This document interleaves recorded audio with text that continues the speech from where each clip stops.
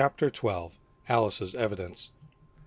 "Here," cried Alice, quite forgetting in the flurry of the moment how large she had grown in the last few minutes, and she jumped up in such a hurry that she tipped over the jury box with the edge of her skirt, upsetting all the jurymen onto the heads of the crowd below, and there they lay, sprawling about, reminding her very much of a globe of goldfish she had accidentally upset the week before.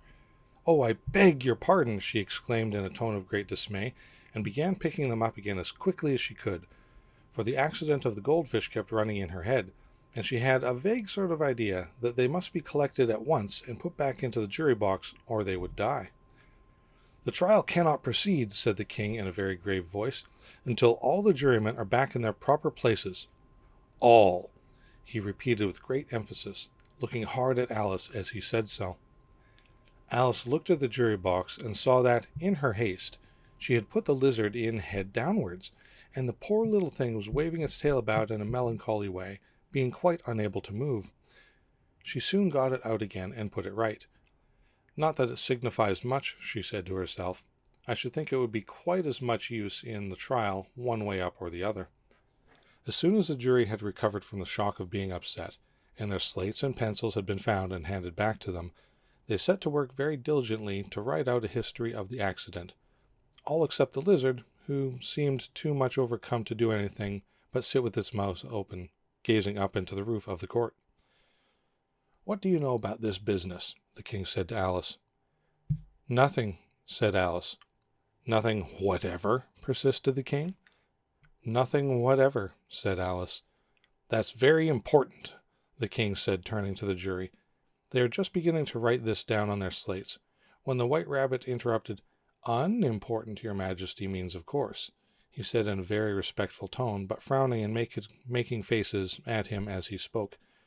"Unimportant, of course, I meant," the king said hastily, and went on to himself in an undertone, "important, unimportant, unimportant, important," as if he were trying which word sounded best. Some of the jury wrote it down important, and some unimportant. Alice could see this, as she was near enough to look over their slates. "But it doesn't matter a bit," she thought to herself. At this moment the king, who had been for some time busily writing in his notebook, called out, "Silence!" and read out from his book, "Rule 42. All persons more than a mile high to leave the court." Everybody looked at Alice. "I'm not a mile high," said Alice. "You are," said the king. "Nearly 2 miles high," added the queen. "Well, I shan't go at any rate," said Alice. "Besides, that's not a regular rule. You invented it just now." "It's the oldest rule in the book," said the king. "Then it ought to be number 1, said Alice. The king turned pale and shut his notebook hastily. "Consider your verdict," he said to the jury in a low, trembling voice. "There's more evidence to come yet, please your majesty," said the White Rabbit, jumping up in a great hurry. "This paper has just been picked up." "What's in it?" said the queen. "I haven't opened it yet," said the White Rabbit, "but it seems to be a letter written by the prisoner to somebody." "It must have been that," said the king, "unless it was written to nobody, which isn't usual, you know." "Who is it directed to?" said one of the jurymen. "It isn't directed at all," said the White Rabbit. "In fact, there's nothing written on the outside." He unfolded the paper as he spoke, and added, "It isn't a letter after all. It's a set of verses." "Are they in the prisoner's handwriting?" asked another of the jurymen. "No, they're not," said the White Rabbit. "And that's the queerest thing about it." The jury looked all puzzled. "He must have imitated somebody else's hand," said the king. The jury all brightened up again. "Please, your majesty," said the knave, "I didn't write it, and they can't prove I did. There's no name signed at the end." "If you didn't sign it," said the king, "that only makes the matter worse. You must have meant some mischief, or else you'd have signed your name like an honest man." There was a general clapping of hands at this. It was the first really clever thing the king had said all day. "That proves his guilt," said the queen. "It proves nothing of the sort," said Alice. "Why, you don't even know what they're about." "Read them," said the king. The White Rabbit put on his spectacles. "Where shall I begin, please your majesty?" he asked. "Begin at the beginning," the king said gravely, "and go on till you've come to the end. Then stop." These were the verses the White Rabbit read. They told me who you had been to her, and mentioned me to him. She gave me a good character, but said I could not swim. He sent them word I had not gone. We know it to be true. If she should push the matter on, what would become of you? I gave her one, they gave him two. You gave us three or more. They all returned from him to you, though they were mine before. If I or she should chance to be involved in this affair, he trusts to you to set them free, exactly as we were. My motion was that you had been, before she had this fit, an obstacle that came between him and ourselves and it. Don't let him know she liked them best, for this must ever be a secret kept from all the rest, between yourself and me. That's the most important piece of evidence we've heard yet, said the king, rubbing his hands. So now let the jury— If any one of them can explain it, said Alice. She had grown so large in the last few minutes that she wasn't a bit afraid of interrupting him. I'll give him 6 pence. I don't believe there's an atom of meaning in it. The jury all wrote down on their slates, she doesn't believe there's an atom of meaning in it, but none of them attempted to explain the paper. If there's no meaning in it, said the king, that saves a world of trouble, you know, and we needn't try to find any. And yet, I don't know, he went on, spreading out the verses on his knee and looking at them with one eye.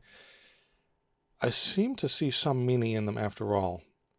Said I could not swim. You can't swim, can you? He added, turning to the knave. The knave shook his head sadly. Do I look like it? He said, which he certainly did not, being made entirely of cardboard. All right, so far, said the king, and he went on muttering over the verses to himself. We know it to be true. That's the jury, of course. I gave her one, they gave him two. Why, that must be what he did with the tarts, you know. But it goes on, they all returned from him to you, said Alice. Why, there they are, said the king triumphantly, pointing to the tarts on the table. Nothing can be clearer than that. Then again, before she had this fit— You never had fits, my dear, I think, he said to the queen. Never, said the queen furiously, throwing an inkstand at the lizard as she spoke. The unfortunate little Bill had left off writing on his slate with one finger, as he found it made no mark, but he now hastily began again, using the ink that was trickling down his face as long as it lasted. Then the words don't fit you, said the king, looking round the court with a smile. There was a dead silence. It's a pun, the king added in an angry tone, and everybody laughed. Let the jury consider their verdict, the king said for about the 20th time that day. No, no, said the queen. Sentence first, verdict afterwards. Stuff and nonsense, said Alice loudly. The idea of having the sentence first. Hold your tongue, said the queen, turning purple. I won't, said Alice. Off with her head, the queen shouted at the top of her voice. Nobody moved. Who cares for you, said Alice. She had grown to her full size by this time. You're nothing but a pack of cards. At this, the whole pack rose up into the air and came flying down upon her. She gave a little scream, half of fright and half in anger, and tried to beat them off, and found herself lying on the bank, with her head in the lap of her sister, who was gently brushing away some dead leaves that had fluttered down from the trees upon her face. Wake up, Alice dear, said her sister. Why, what a long sleep you've had. Oh, I've had such a curious dream, said Alice, and she told her sister, as well as she could remember them, all these strange adventures of hers that you would have just been reading about, and when she had finished, her sister kissed her and said, It was a curious dream, dear, certainly, but now run into your tea, it's getting late. So Alice got up and ran off, thinking while she ran, as well she might, what a wonderful dream it had been. But her sister sat still just as she left her, leaning her head on her hand, watching the setting sun and thinking of little Alice and all her wonderful adventures, till she too began dreaming after a fashion, and this was her dream. First she dreamed of little Alice herself. Once again the tiny hands were clasped upon her knee, and the bright eager eyes were looking up into hers. She could hear the very tones of her voice, and see that queer little toss of her head, to keep back the wandering hair that would always get into her eyes. And still as she listened, or seemed to listen, The whole place around her became alive with the strange creatures of her little sister's dream. The long grass rustled at her feet as the white rabbit